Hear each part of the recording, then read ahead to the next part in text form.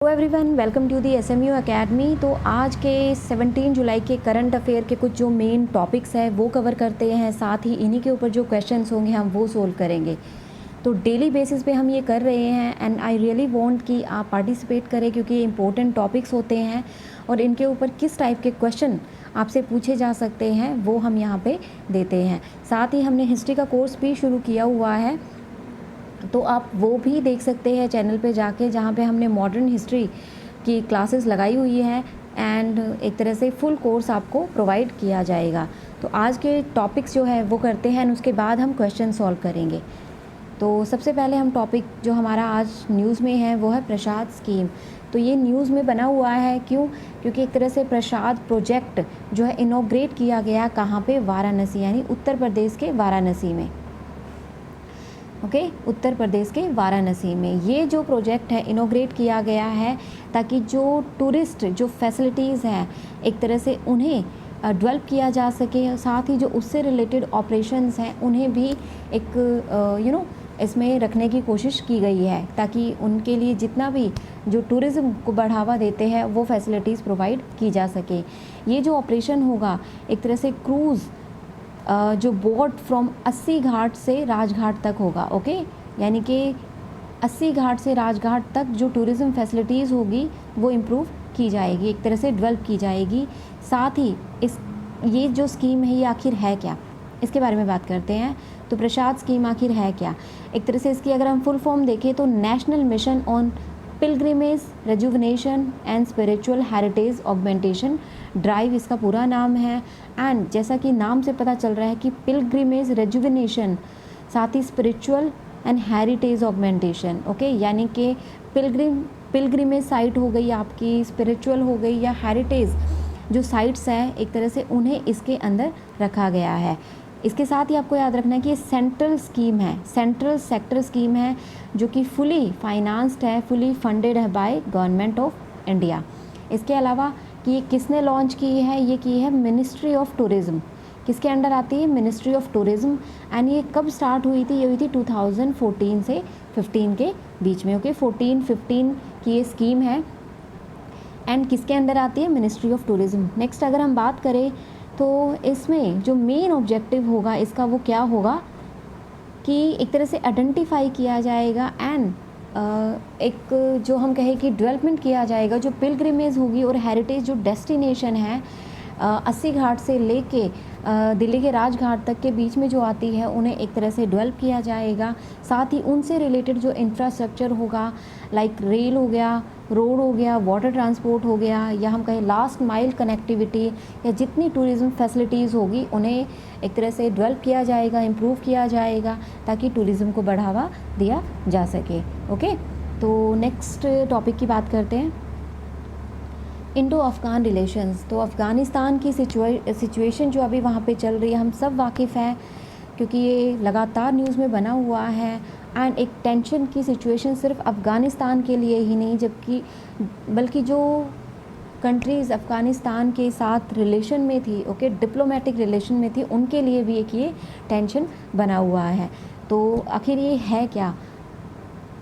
जैसा कि आप जानते हैं कि पहले US एंड नाटो फोर्सेस वहाँ पे डिप्लॉय की गई थी, लेकिन जैसे ही US एंड नाटो फोर्सेस वहाँ से हटा ली गई, उसके बाद से ही तालिबान ने कैप्चर करना शुरू कर दिया है अफ़गानिस्तान को। ओके, तो एक तरह से क्राइसिस अफ़गानिस्तान में ये चल रहा है। अब इंडिया के लिए ये टेंशन बना हुआ है, एक वरीड सिचुएशन है। उसका रीज़न जानते हैं क्यों? क्योंकि इसी हमारे डिप्लोमेटिक रिलेशन है अफ़गानिस्तान के साथ, तो हमारी जो डिप्लोमेटिक प्रेजेंस है उसको एक सीधा अफेक्ट करता है। ओके, और उसमें अगर हम बात करें तो इस जो डिप्लोमेटिक रिलेशन है हमारा, उसे कम से कम 20 साल लगे थे, या हम कहें कि 20 साल बाद जाके एक बहुत ही बेहतर एक रिलेशन हमारा अफ़गानिस्तान के साथ जो बना था, एक तरह से उसे वापस वो 20 साल पीछे ही जा रहा है। नेक्स्ट अगर हम इसकी बात करें तो इसमें जो इंडिया ने एक तरह से $3 बिलियन इन्वेस्ट किए हुए हैं बहुत सारे प्रोजेक्ट्स में। तो दोनों कंट्रीज़ मिलके बहुत सारे प्रोजेक्ट्स पे काम कर रही थी, जैसे कि डैम हो गया, रोड हो गया, ट्रेड इंफ्रास्ट्रक्चर हो गया। इनसे रिलेटेड, ठीक है, बहुत से प्रोजेक्ट स्टार्ट किए हुए थे। लेकिन अब तालिबान के वहाँ पे आने से ये जो इन्वेस्टमेंट है एक तरह से ये एक हम कह सकते हैं कि बहुत बड़ा लॉस हमें दिखाई दे रहा है। तो इंडो अफ़गान रिलेशन की अगर हम और बात करें तो यहाँ पे इंडिया ने और भी असिस्टेंस दिए हुए अफ़गानिस्तान को, जहाँ पे दोनों कंट्रीज़ मिलके एक दूसरे के साथ मिलके काम कर रही थी।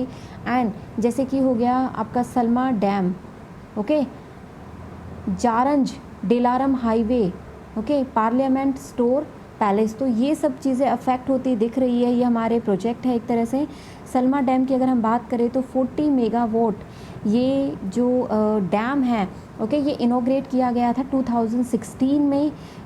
ये जो प्रोजेक्ट है ये hydro power and irrigation project है, ओके, याद रखना। Salma dam 42 megawatt hydro power and irrigation project है जो 2016 में इनॉग्रेट हुआ था, जिसे अफ़गान इंडिया फ्रेंडशिप डैम भी कहा जाता है, ओके।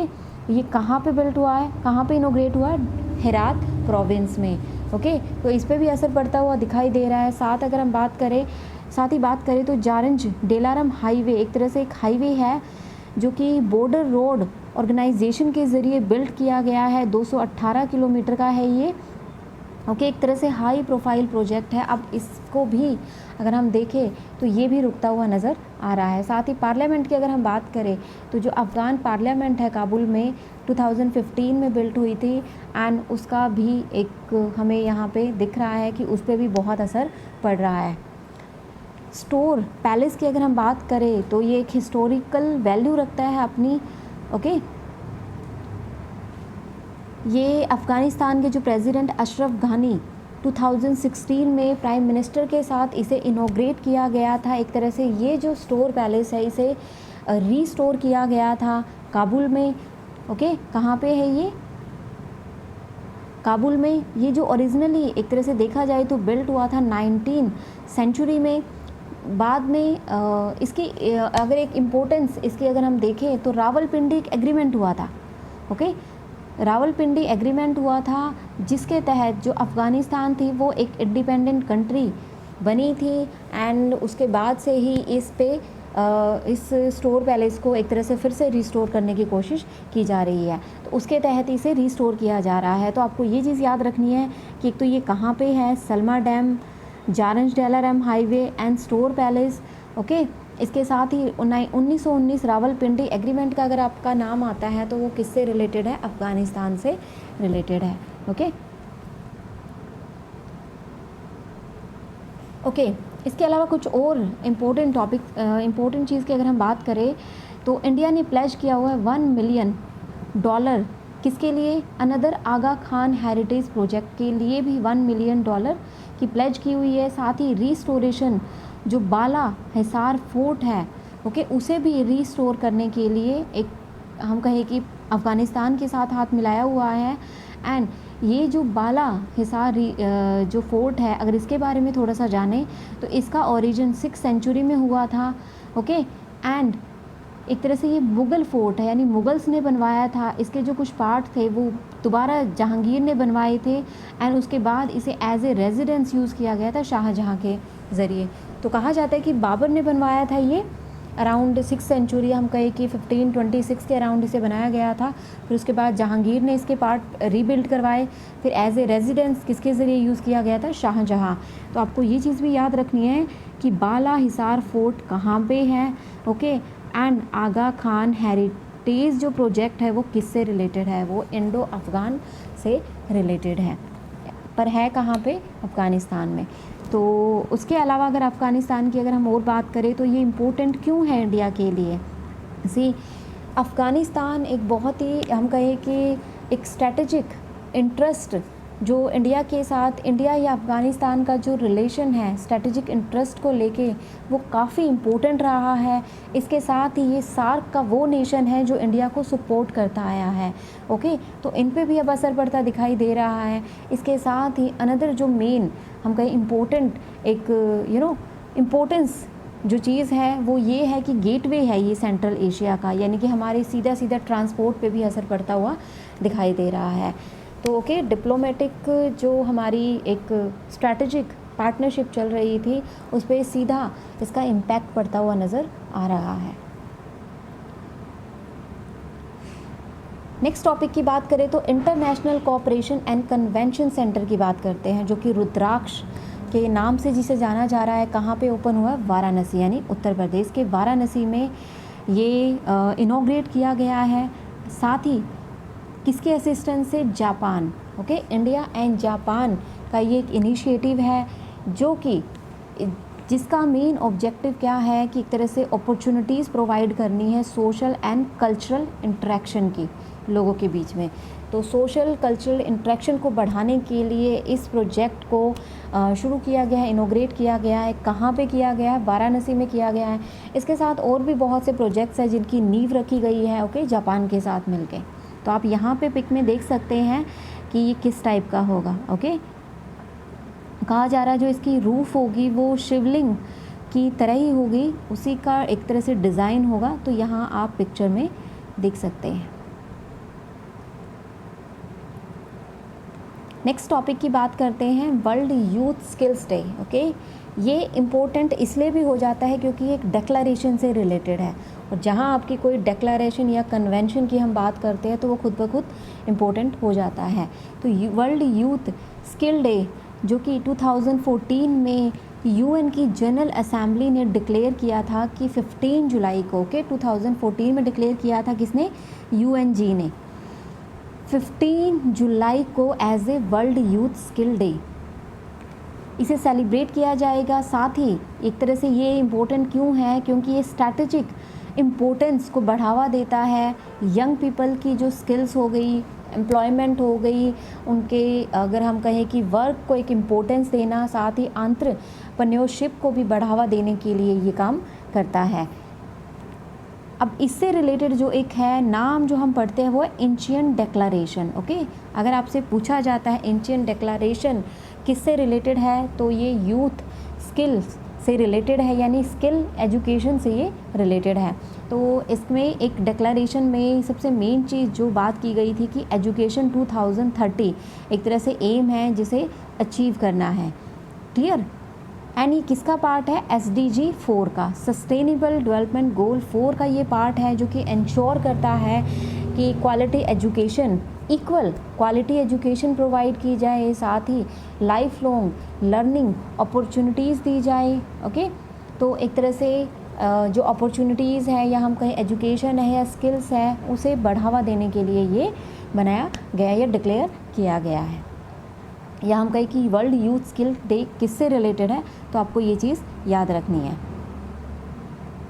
नेक्स्ट टॉपिक की बात करते हैं, aviation ministry releases draft of drone rules 2021। तो ड्रोन रूल 2021 के बारे में ये न्यूज़ है। हम सब जानते हैं कि एक तरह से एक सेल्फ सर्टिफिकेशन या हम कहें नॉन इंट्रूसिव मॉनिटरिंग या ट्रस्ट बेस पे ये शुरू किया गया है। इसके साथ ही जो इम्पोर्टेंट न्यूज़ है वो ये है कि 12 मार्च को ये रिलीज़ किया गया था। 12 मार्च 2021 को जो एक रूल हम कहें कि जो रिलीज़ किए गए थे उसे रिप्लेस किया जाएगा US रूल 2021 से। तो मेन जो की चेंजेस है या चेंजेस जहाँ पे जो देखने को मिलेंगे वो क्या है कि ये एक तरह से डिजिटल स्काई जो प्लेटफॉर्म है वो डेवलप किया जाएगा एंड वो एक तरह से बिज़नेस फ्रेंडली होगा। एंड उसी में एक single window online system provide किया जाएगा जहाँ पे आपको इससे रिलेटेड इन्फॉर्मेशन मिलेगी। साथ ही इसके साथ ही कुछ और चेंजेस किए गए हैं कि पहले क्या है कि परमिशन की ज़रूरत पड़ती थी। अगर आप 1400 फीट ग्रीन जोन में अगर आप फ्लाइट करते हैं या आपका ड्रोन फ्लाई होता है तो उसमें परमिशन की ज़रूरत पड़ती थी, लेकिन अब आपको वो परमिशन लेने की ज़रूरत नहीं पड़ेगी। इसके साथ ही ये तो हो गया 400 ग्रीन जोन के अंदर। 200 फीट होगा area between 8 to 12 kilometre from the airport parameter. तो एयरपोर्ट पैरामीटर के 8 से 12 किलोमीटर के में अगर 200 फीट तक अगर आप ड्रोन फ्लाई करते हो तो वहाँ पे भी आपको परमिशन लेने की ज़रूरत नहीं पड़ेगी। साथ ही अब कोई सिक्योरिटी क्लियरेंस की ज़रूरत नहीं पड़ेगी जो कि आपको पहले पड़ती थी। किसके लिए? रजिस्ट्रेशन एंड लाइसेंस इंश्योरेंस के लिए। ओके, तो पहले इसके लिए एक सिक्योरिटी क्लियरेंस आपको करवाना पड़ता था, लेकिन अब इसकी ज़रूरत नहीं है।